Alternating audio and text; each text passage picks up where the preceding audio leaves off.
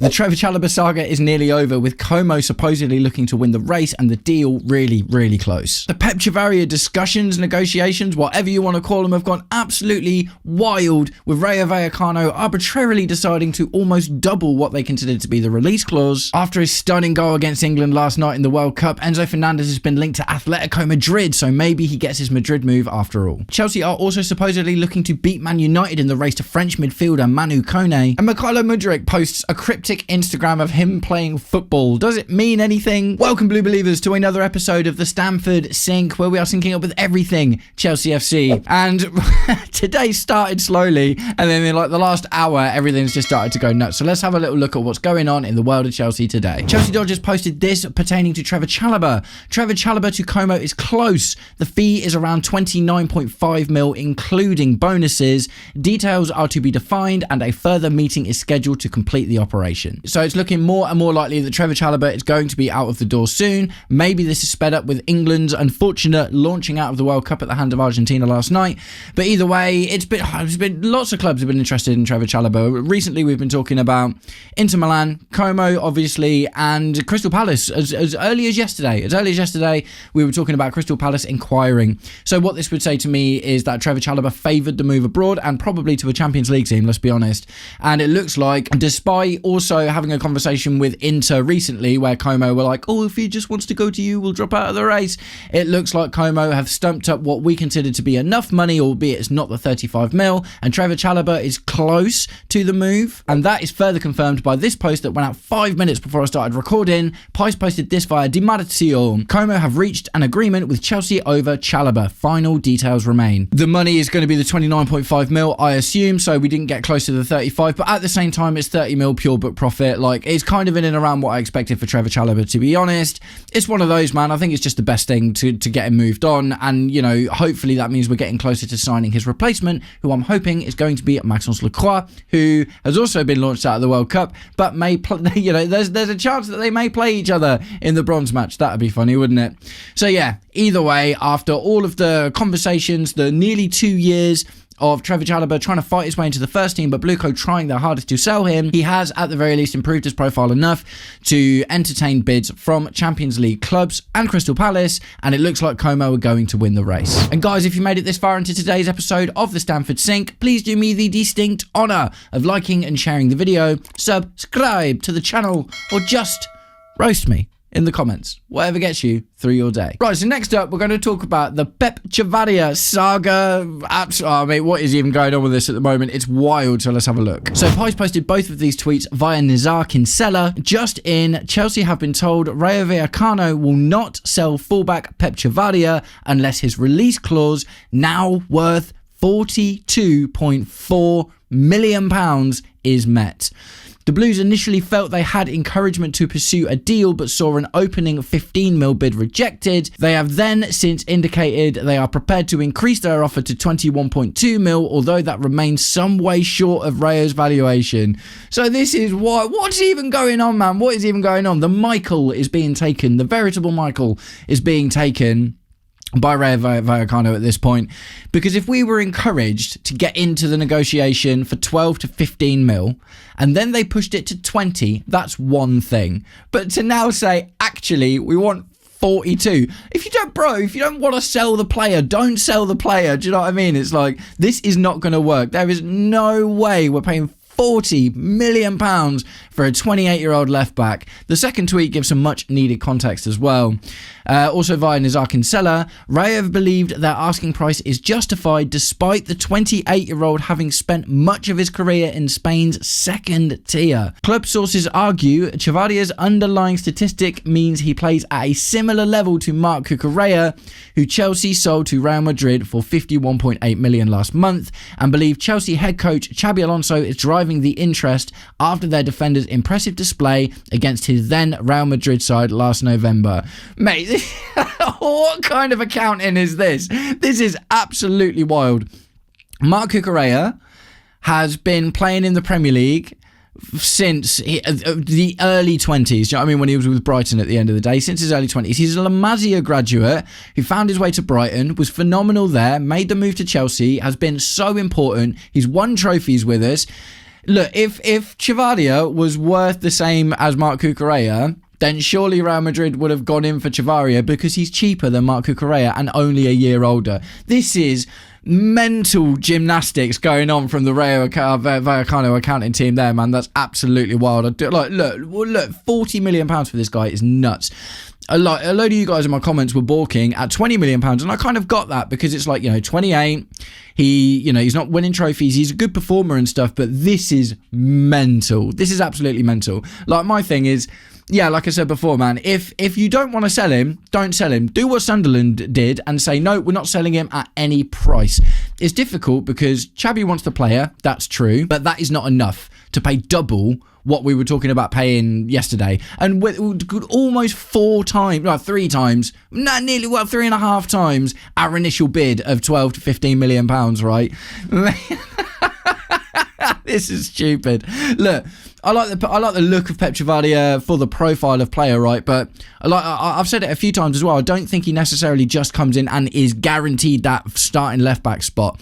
I think that you get him in for a bit of experience because he's a bit older. He's been around the game a long time. Maybe the mentality is a big part of why Xabi Alonso likes the look of him.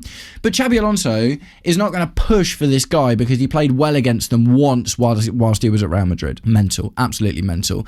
The underlying statistics. Look, I actually compared their statistics the other day, and what they basically denote, if we look at Marc Cucurella's last season at Chelsea and Pep Chavarria's last season at Rayo Vallecano, he does more take-ons, so he's more of an attacking player. He's not as good as a passer. He attempts more like long balls and crosses and stuff, but his accuracy is a lot less than Marc Cucurella's.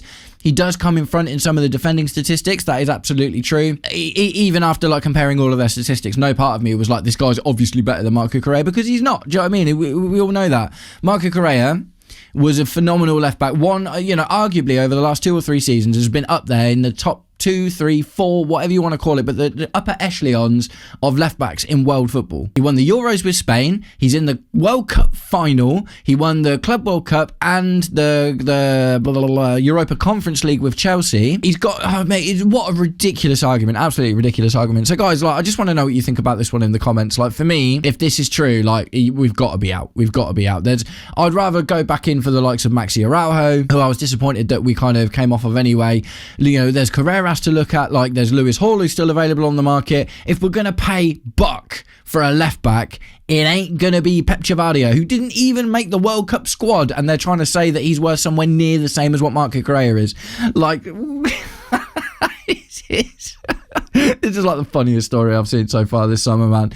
Is like I say, for me, if they genuinely don't want to sell him, it's just do what Sunderland did and be like, yeah, Sam, we don't want to sell him. But to bring us in at 12 to 15, to then say, oh, actually, do you know what? We've reevaluated, and then get it from us that we're going to pay 21 mil. Okay, we'll put that bid in because Xabi wants the player, and then to be like, actually, it's 42 mil. No, just absolutely no. So guys, let me know. I would be surprised. I'll be really, really surprised if anyone in my comment section says, oh yeah, let's pay the 42 mil for him. So instead of talking about Pep Chavarria, if they hold fast on this 42 mil bid, which is wild, who should we go back for instead? There's Lewis Hall, there's Maxi Araujo, there's I think Cambiasso still available as well. There's a whole host of left backs who are currently potentially available. So who would you go for in place of a very, very overpriced Pep Chavarria? Right, next up we're going to talk about Enzo Fernandez. It hurts a little bit, to be honest. I'm not going to lie. When he scored that goal against England yesterday, I was like, why did it have to be him? Why did it have to be him? Phenomenal goal from Enzo Fernandez. Look, in terms of the ability of the player scoring goals and being a good attacking outlet, I've never denied that at all. I don't necessarily think he's conducive to playing ultimately well in a deeper midfield role, especially for long periods. Do you know what I mean? So I've always felt like even when Fernandez was banging away the goals, I've always felt like we needed something different in the midfield.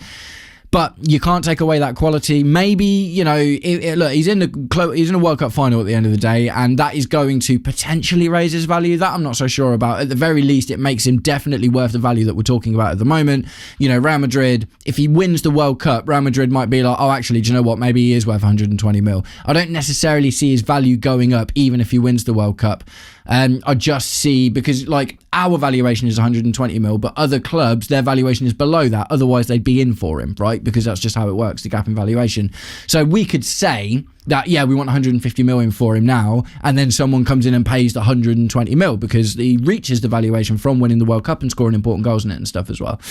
So, albeit Real Madrid is, it's only speculation whether they'll come back in. What apparently has arisen is Atletico Madrid are interested. So Chelsea posted this via the Simon Phillips Sub-Sport stack.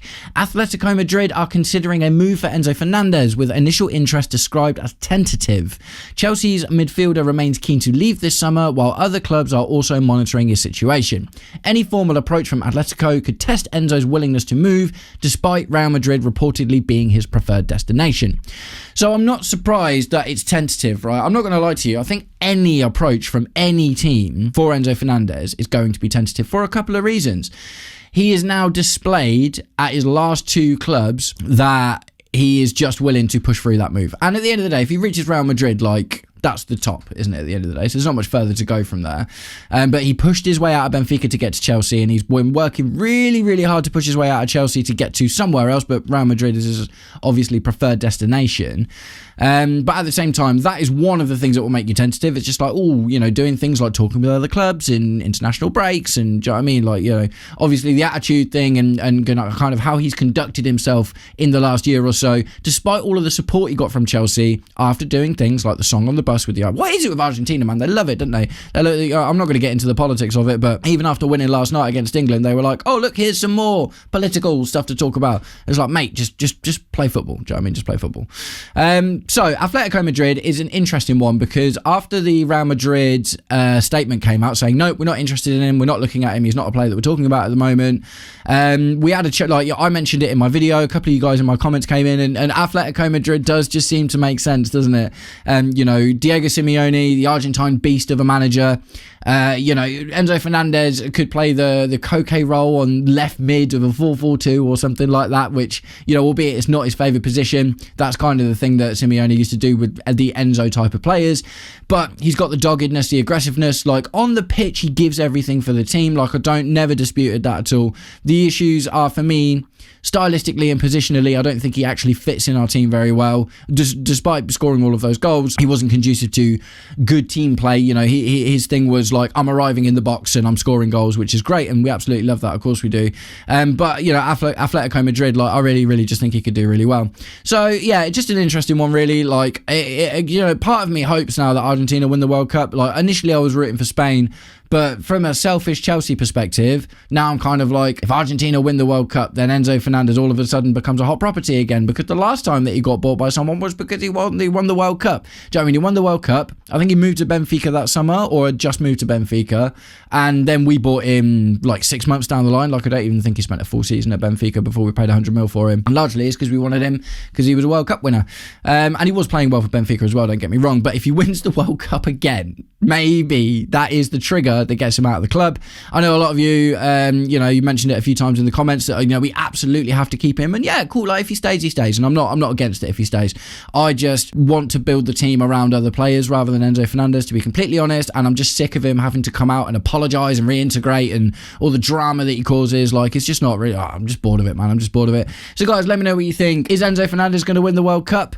Do you think that Atletico Madrid can afford him, or do you think Real Madrid might come back in, bearing in mind that there was a piece of news that came out ages ago saying that Real Madrid are going to monitor his World Cup performance, and it is inarguable that he's performing pretty well. Going to keep talking about midfielders. Next up, we're going to talk about Manu Kone. Team Talk posted this via Graham Bailey. Chelsea are pushing to beat Man United in the race for Roma and France midfielder Manu Kone. Blueco are already in talks with Roma over 2 other deals, so that is an interesting thing. Yeah, via Graham Bailey, that one. So that's an interesting thing about this. Manu Kone, centre midfielder. I've got some stats and we will have a little look at the player profile in a second, but he is a lot of you in my comments actually, because I'm really interested in Adam Wharton. He's ultimately the player I would love to go for, and even after the Granit Xhaka deal fell through, a lot of you guys in my comments were like, why don't we go for Manu Kone? He's playing really well, he's doing good for France at the moment, and lo and behold, here we are. There is a link. I did hear that, albeit they are buying loads of midfielders at the moment, Man United have just bought Yuri Tielemans, and obviously they got Andrew Santos from us. Manu Kone has been another one that's been linked with them as well, but maybe there is an opportunity for us to go in there and kind of pip them to him. So, Manu Kone, who is he? Let's have a little look. He is a 25-year-old centre midfielder / centre defensive midfielder from France. He played for Roma last season. He made 29 appearances in the league and 37 appearances in all competitions. Scored 2 goals and got 3 assists in the league. 7 Europa League appearances, but no goals and assists, and 1 Coppa Italia with no goals or assists. His strengths are long balls and high pressing, and he has no outstanding weaknesses. So it doesn't scream deep lying midfielder, especially when you take a look at his heat map. He does, what he isn't doing is quite similar to, who was it I looked at the other day? I looked at another player the other day. I can't remember who it was, but I remember looking at...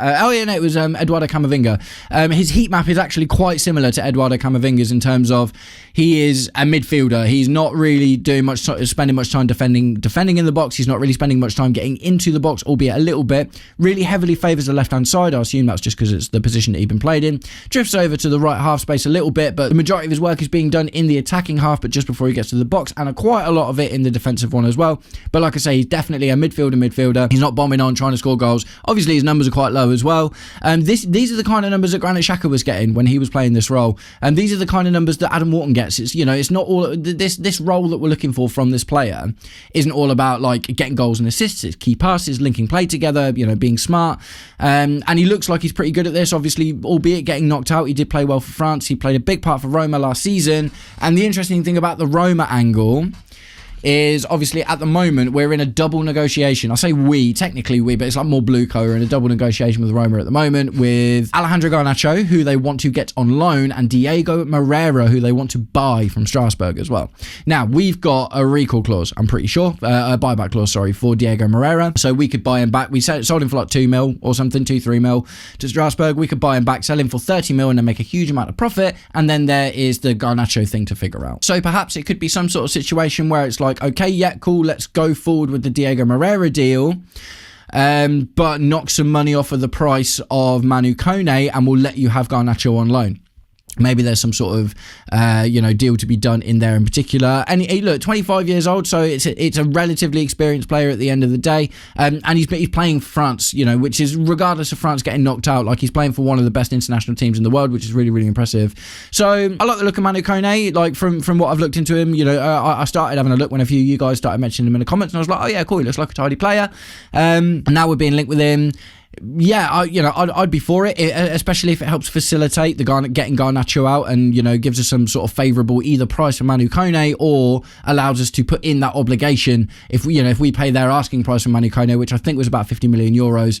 If we pay their asking price for Manu Kone, maybe that then helps us get better terms in the obligation to buy Alejandro Garnacho at the end of his loan spell. So this could be an interesting deal for both parties that allows Roma to get the 2 players they want, and we can get a midfielder who's being linked with Man United and obviously play for France. So it's really interesting. Let me know what you think in the comments. And it's a relatively short video today, but we're going to wrap it up with just a funny one, really. Mykhailo Mudryk is back, sort of, somehow. Is he? What's going on here?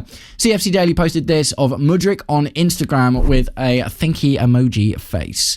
So this is actually an excerpt from a video where he comes in from the left and scores what looks like a nice goal. And all he wrote on it is stay tuned.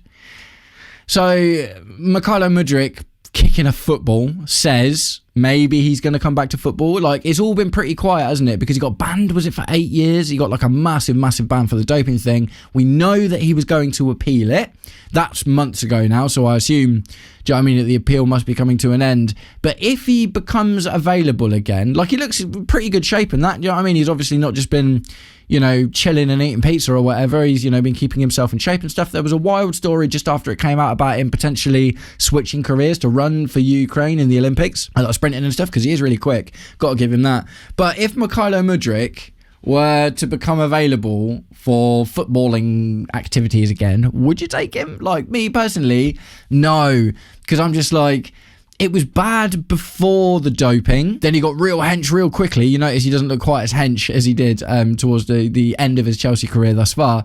And then, yeah, okay, he scored like a few goals in the Conference League against pretty low tier opposition in the grand scheme of things. And he's 25 years old now. So, I just feel like we gave him the chance that he needed. And even even when doped up, he still wasn't phenomenal. Do you know what I mean? So for me personally, like, I guess the difficult thing about the Mykhailo Mudryk situation is the money, isn't it? Like, we spent so much money on him, and if we sold him, we'd be lucky to get 10 mil for him at this point. Some club would probably come and take a punt on a really cheap price for Mykhailo Mudryk. Pogba found his way back to Monaco, for instance, and you do see these sorts of things happen after these bans and stuff that's going on. But I just, I don't think he's the answer. I think we're looking to get rid of Garnacho, and I think Garnacho is better than Mykhailo Mudryk. I think Jamie Gittins is probably better than Mykhailo Mudryk as well. And both of those players are all younger and more talented at the end of the day, and they've got more potential. So for me, if this cryptic thing, because what there isn't anywhere is any blue, do you know what I mean? There's no like Chelsea, even a little thing apart from his little blue tick, but that's what they all get, isn't it? When you pay for it on Instagram. But there's no like Chelsea coded like messages in here. It's just him kicking a football, which says he might be coming back to play football at some point. So let me know what you think. If Mykhailo Mudryk comes back to kick a football for Chelsea, would you take him, or do we just shift him for a monumental loss? And guys, we're going to start wrapping it up there, but I want to know what you think about everything that we've talked about today, starting with Trevoh Chalobah.